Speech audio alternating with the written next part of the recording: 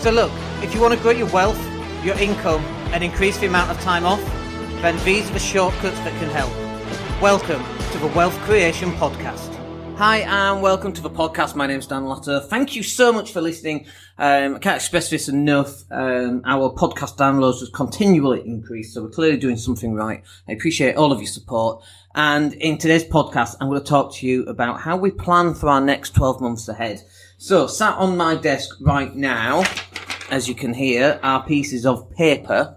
And yes, I still use pieces of paper to some extent, although for my time management, I strictly use Google Calendar, because it reminds me of what I'm supposed to be doing next. And I can stick it into my mobile phone, which goes with me everywhere, and I can see where the hell I'm supposed to be, what the heck I'm supposed to be doing, what on earth am I supposed to be talking about, and so on. And that then formulates what I do on a daily basis, specifically around the time management. But what about the, planning ahead for 12 months? What about the planning ahead up until the end of the year? For example, today's the 18th of September. So we've got like 105 or so days left of the year. So let me answer that for you. Now, this can be for the next 12 months. It can be for the next 6 months. It could be for the next 3 months. Here we go. So I rewrote this, 107 days left I wrote on the top of this. And so I've got various things on this sheet of paper that I write down that I want to achieve by the end of the year. Now, and I'm going to go through some of these as well as to how this is actually set up. Now, that's number one. Number two is I've got goals for the month. So what is it that I want to have achieved by the end of this month? And that is a subsection of what goes in the 12-month plan or the end of the year plan or the 3-month plan or the bigger plan, basically. And the idea here is that, for example, we've got on the 12 months how many clients we actually want and how many we've actually got on the digital marketing company. So if we've got 107 days left, so it's just, 3.5 months, we're not going to go out and find the next bunch of clients in the next 2 weeks. It's just not how it works. So we've got 107 days left to go out and find those clients. So, and we don't just hit the phones and ask people to be clients and network to ask people to be clients. We have to stick them into our sales funnel. And the idea of a sales funnel, of course, is that you stick them in at the top and then they go through the funnel and come out at the bottom as a client of some kind. So if you've got, 3 to 6 months in which to do this, that's realistic. If you've got a week to run them through an entire funnel, you can still do that, but we want to be absolutely sure that the client, when they're signing up, they know all about us, they listen to our podcast, they watch us go live on Facebook, they watch our YouTube videos, so that when they come to the point of buying, they actually really know who we are, what we're about, why we do stuff, and all of the rest of it. Whereas what we find when we get a complete stranger who just finds us and then buys, the relationship isn't as solidified, and we want to solidify that relationship. So we want to be putting them through a sales funnel. But this podcast isn't about sales funnels. It's about planning ahead and knowing that we want X number of sales by the end of the year. What do we have to put in place now? So it's create more podcasts, create more Facebook Lives, create more of an environment that people want to surround themselves with and act it within as well. So that's very important. And you can't do that in 2 weeks. That takes time. And so it's a case of putting all of these things together so that everything is in alignment, that when the person finds us, they go through the sales funnel and straight into it. And some of this is very subtle, by the way. Some of it you won't know that it's a sales funnel and that's what it's meant to look like. Or it's not meant to look like. It's not a sales funnel. Anyway, so we've got, on mine, we've got 107 days. Once we get towards the end of the year, probably in December, we're going to set down our goals for next year. So on our yearly goal session, for example, in my life, I've got property. So I've got property goals and I can give you some of them. For example, all property's full over Christmas. That, is bog standard. All property should be full all the time. And actually we do very well, generally, keeping properties rented and avoiding voids. Literally, tenants hand keys to the next tenant and we put a cleaner in the middle. And sometimes, we've just done a move out where a tenant moved out on a Friday. We put new bedroom carpet in on the Thursday before they moved out. They very kindly let us do it. They handed keys to us at 3 p.m.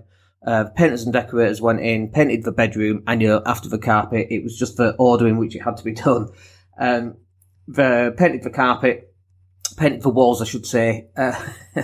They did the lounge. It was, the tenants had painted it black and just bizarre. We're going to lose some money out of the bond for that, unfortunately, because we didn't have permission for it. But anyway, we went in, painted everything white. The ensuite to do, we put in a new king size bed, which the room will take, new carpet, new walls. It looks pretty awesome, actually. Although we did put the rent up £100 on that. But anyway, the tenant moved out on the Saturday at 3:30 and the next tenant moved in at 12 noon. The next day, cleaners went in at 7:30 in the morning. It was like military precision. It was one of our most difficult move-ins, actually.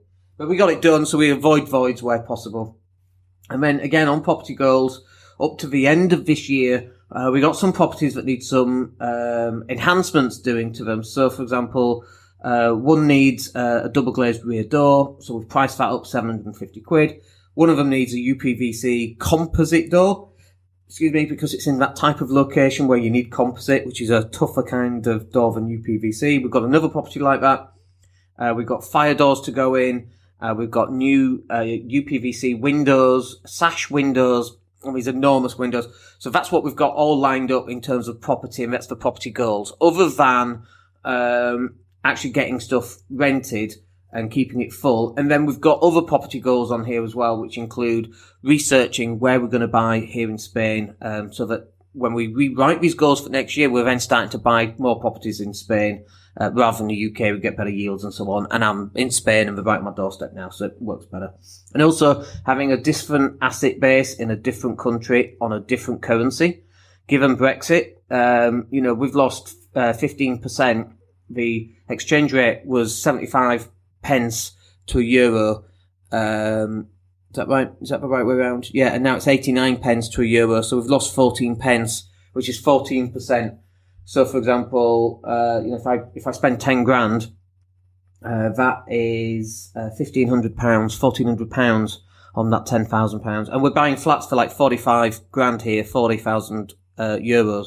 That right there is a £6,000 difference. It makes a big difference. And then if I'm spending money here in Spain and I'm using pounds converted to euros, I'm losing 15% there as well. So then the idea about having assets in a foreign country is that those assets generate the income on which you live on in the same currency. So we're not then subject to currency fluctuations. I hope that makes sense. So all that goes into property goals, and then ready for next year. So we're just doing research, understanding tenants, understanding property law here in Spain because it's different. So that's property goals. And then under business goals, so we've got up until the end of the year, we've got X number of clients that we want. We've got to make sure that the sales funnel for each individual product and also getting clarity on what the product is going to be. We've got a mastermind product that we've just released, which is really cool. But just making sure that the sales funnel for that and actually the content that is ready for when people sign up is actually ready for them. We've also got a target on the property sourcing product that we've just released. We've also got a target on personal income from just the business, not necessarily from property. So, and actually I've taken a backseat on personal income from the business because I prefer money to go back into the business so we can grow it. But actually as we come up to Christmas, we're probably going to increase the personal income. And as we go into next year, that's going to happen as well. So all of that, so we've got into two separate sections. We've got property and then we've got business. Now, the other thing that you might want to put on yours, so I've got on mine achievements wanted.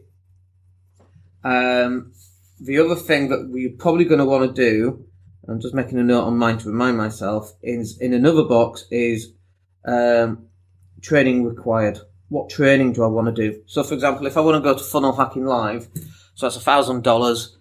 It's $1,000 for a flight. It's $1,500 for accommodation. So you're $3,500 before you even started. That's what, about $2,000, maybe over $2,000. So that's fine. So let's say it's Funnel Hacking Live. That's in February. So it's $2,000 I've got to find for that. What about in July? What about in October?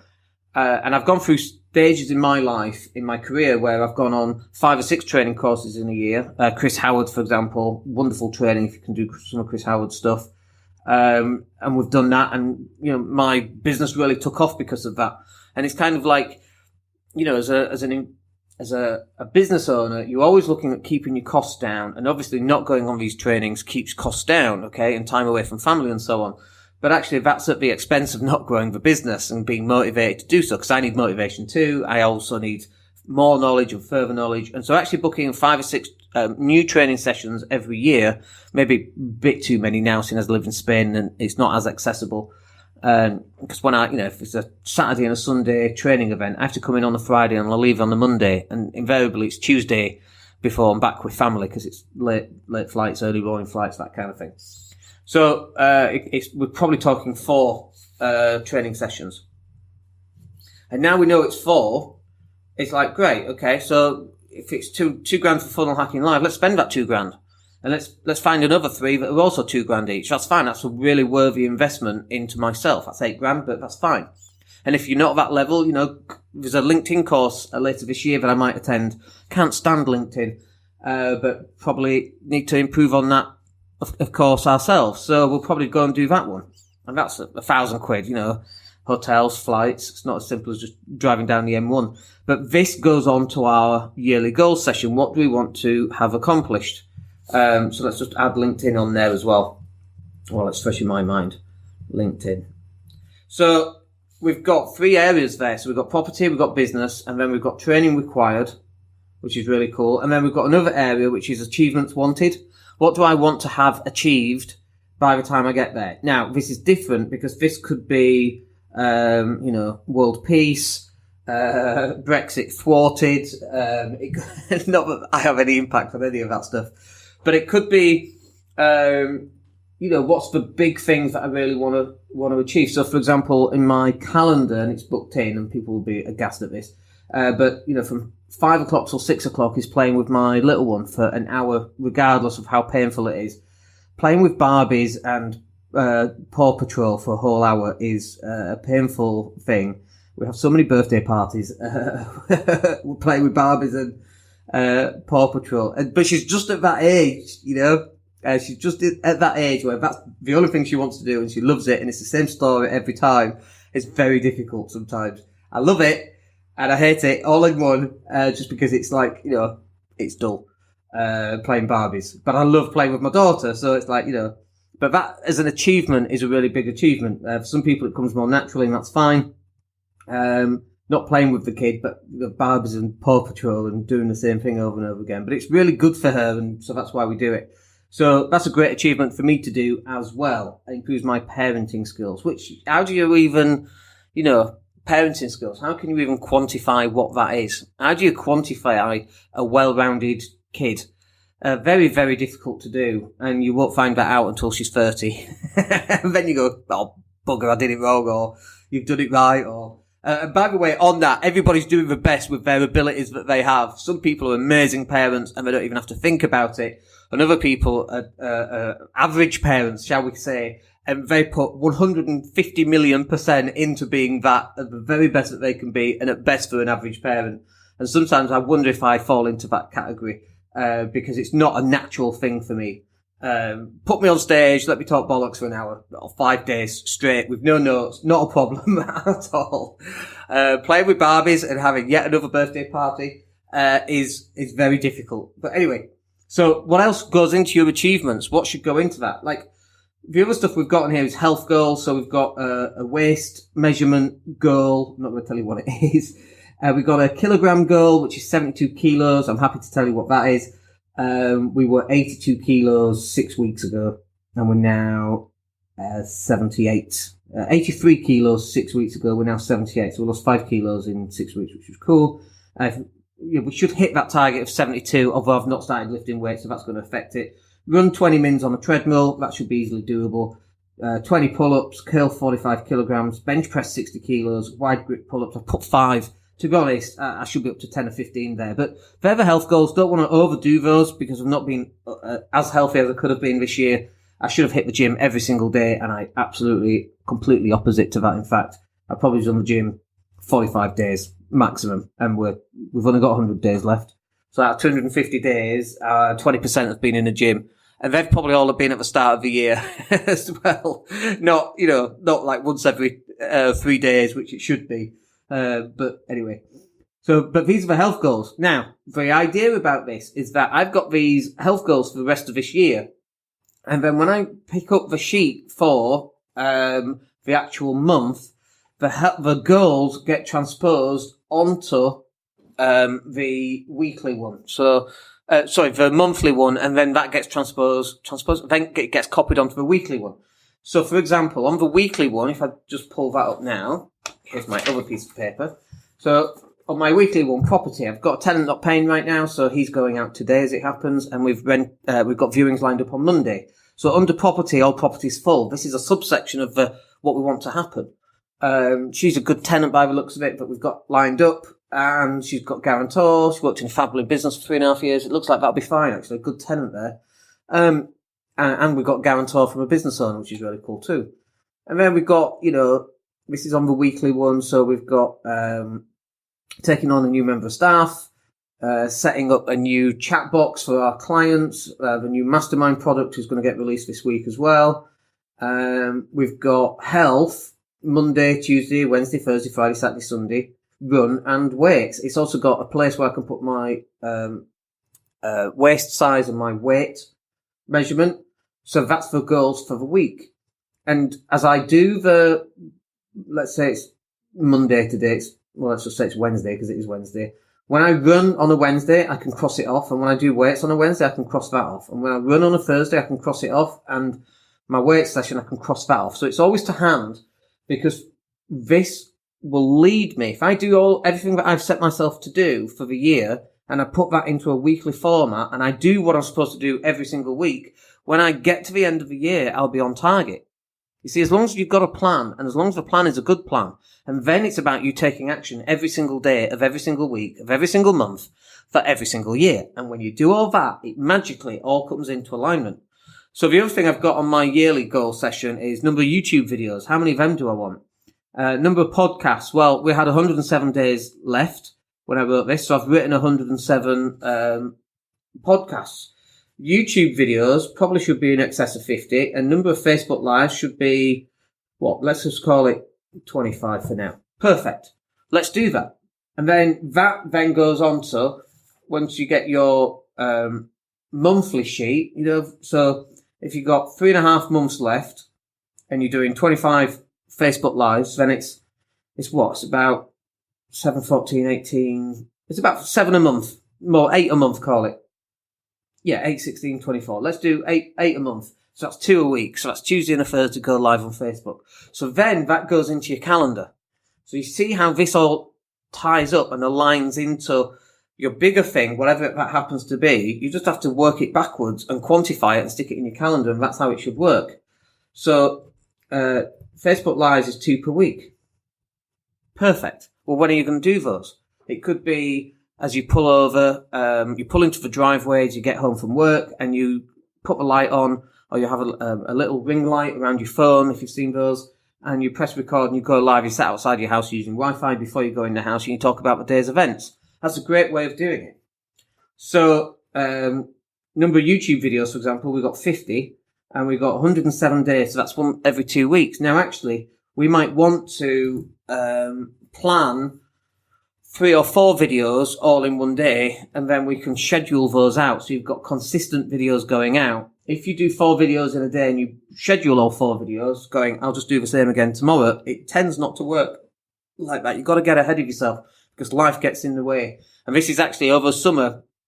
My plan over summer was to have enough podcasts lined up so that we could podcast all throughout summer. It just never happened because I didn't do the work beforehand.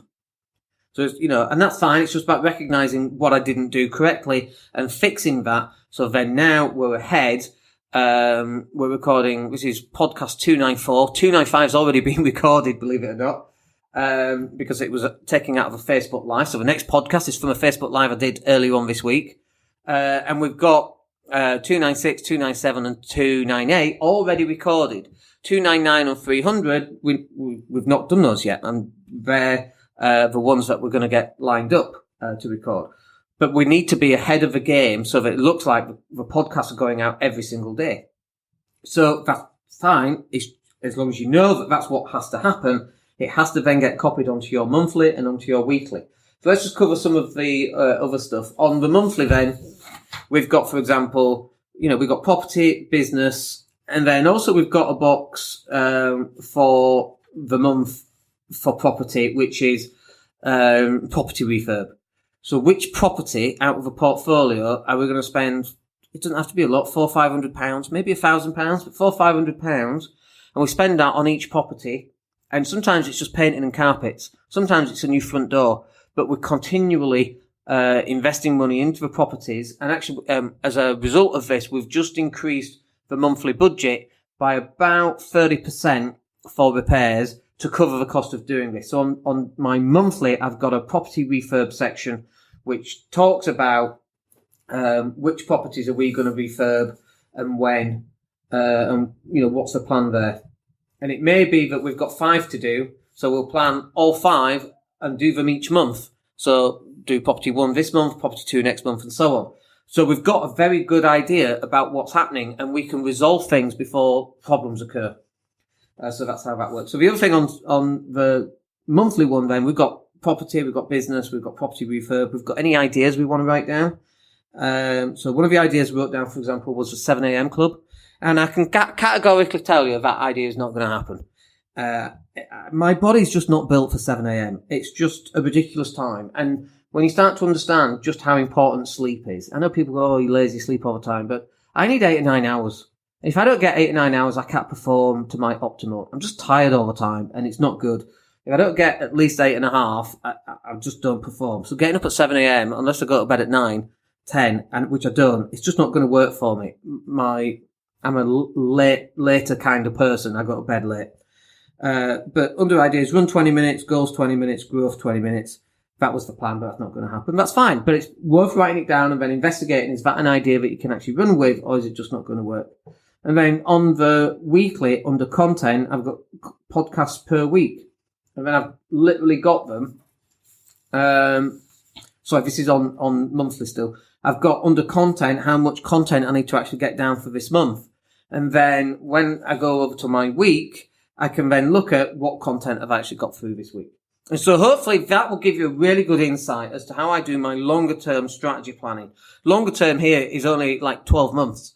There's another longer term strategy planning, which is 5 years and 10 years, and that's something for another time. But for the next 3 months at least, I've got my goals. And then when we rewrite them for 2020, depends when you're listening to this, of course, then we'll rewrite them for the year. And then in January, we'll write down what we want to have achieved for January. And then we'll break that down into weekly. And people go, but you just spend all your time creating goals and writing stuff down. And those people are generally poor people. So just if this is you, you're probably not earning as much as you want. You haven't got the wealth that comes in, because wealthy people, and notice I use wealthy, not rich, and I don't like poor either, but I like non-wealthy because there's a difference. Rich and poor is about income levels. Wealthy is about assets that generate cash flow, just to put that criteria in there. So, and actually I might do that as a podcast because I think some people are confused by that. But non-wealthy people don't plan. Wealthy people plan. It's black or white, take it or leave it. If you take it, great, you're going to be wealthy. If you don't take it, that's fine, you're never going to get wealthy. It is as black and white as that, I'm afraid. It's not shades of grey there. You've got to be planning better than you currently are. And you don't spend all your time planning. It's just an excuse by non-wealthy people that they think we should be work all the time, and you're operating at the wrong level entirely. And if that is you, you need to come out to the villa in Spain where we actually cover that in our War Room events. We'll fix that for you. So I hope that gives you a really good insight, a little bit behind the scenes as to how I actually operate as well. But also some of the content that goes onto these 3 sheets. I do print out a weekly goal sheet and then I throw them away. I do print out a monthly goal sheet and then I throw that away at the end of the month as well. I don't keep any of these. I used to hoard everything, and now it's like it's gone. It's done. That week is finished. You never get it back.